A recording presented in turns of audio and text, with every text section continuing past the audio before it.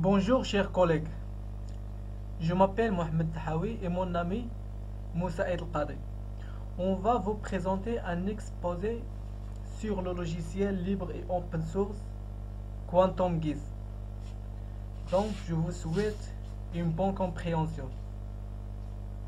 Donc on va commencer notre travail par le plan qui contient deux parties. La première est divisée en quatre. Introduction, l'historique de création de ce logiciel, le logiciel open source et gratuit, sa définition et la différence avec autres, et la fondation open source géospatiale. La deuxième partie, ça va dérouler sous des démonstrations.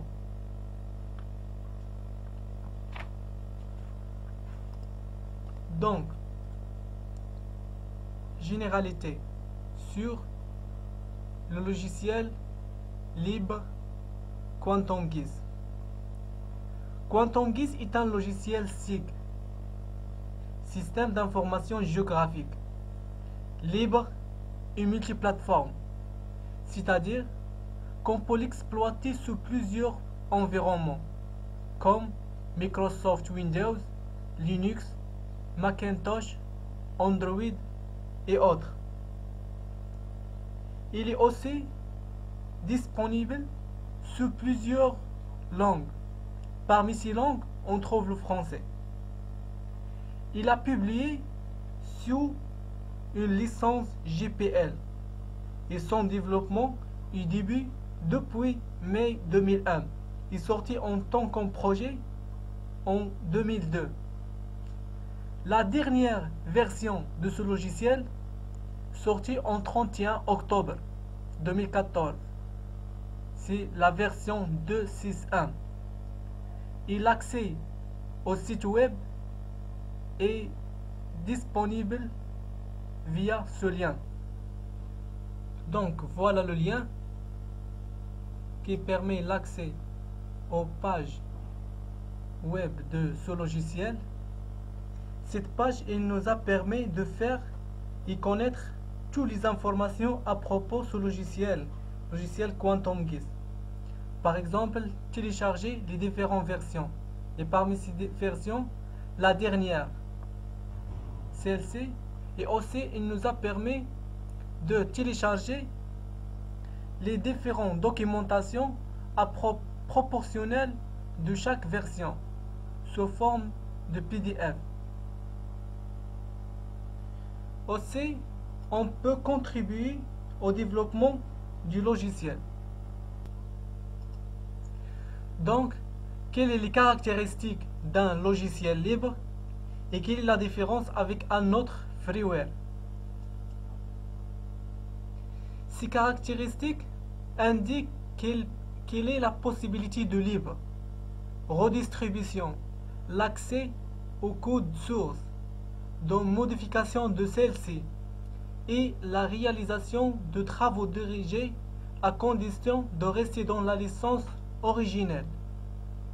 Par contre, freeware indique les logiciels gratuits qui ne sont pas nécessairement libres.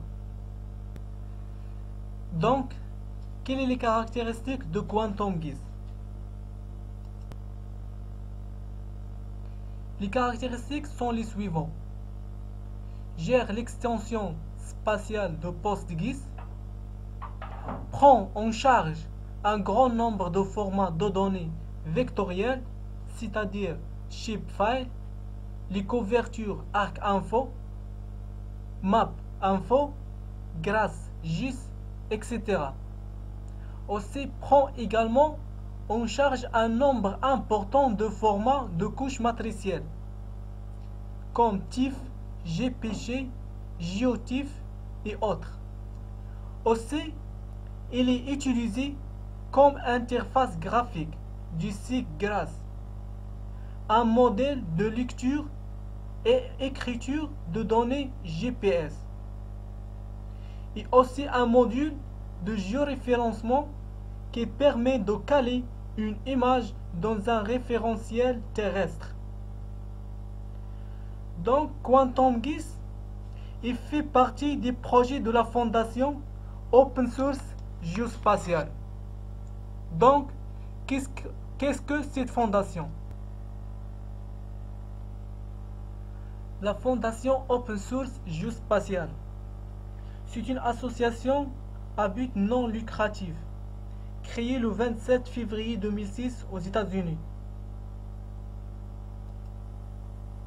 Sa mission est aider au développement et à la promotion des logiciels libres spatiaux et promouvoir l'utilisation de logiciels libres dans l'industrie de la géomatique ainsi que des données géographiques librement disponibles. Bref, tout ça dans le but de rendre la fondation et ses logiciels les plus accessibles possibles. Parmi ces projets de cette fondation, Web Mapping, Desktop Application, Geospatial Library, Metadata Catalog. Donc voilà l'interface graphique du logiciel qui comporte les éléments suivants. En haut, la barre de menu qui comporte le répertoire du logiciel sur laquelle on peut appliquer les différentes fonctionnalités. En dessus, il se trouve les menus sur laquelle le curseur affiche les la fonction correspondant à chaque menu. À gauche, en dessus, il y a le répertoire sur lequel on peut accéder à notre donnée sur le disque dur. En dessus, il y a des couches.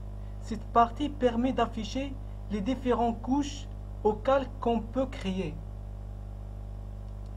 En dessus, à droite, se trouve la grande partie. C'est la partie d'affichage de la carte, sur laquelle on pose la carte et on peut le traiter. Un peu dessus, il y a la barre d'état, sur laquelle se trouvent deux principales outils. C'est les coordonnées et l'échelle. Les coordonnées, elles présentent les coordonnées des points indiqués sur la carte et l'échelle de la carte principale. Parmi le menu principal, les extensions. Il s'agit d'un outil complémentaire à QGIS, permis d'ajouter de nombreuses fonctionnalités. Sur la gauche se trouve la liste de toutes les extensions disponibles, qu'elles soient installées ou disponibles au téléchargement. Vous pouvez temporairement activer ou désactiver une extension par cocher la case ou double-clic sur son nom ou l'installer directement par la touche Installe extension, comme il est indiqué sur l'écran. On peut aussi le désinstaller par sa sélection. Il appuie sur la touche Désinstaller.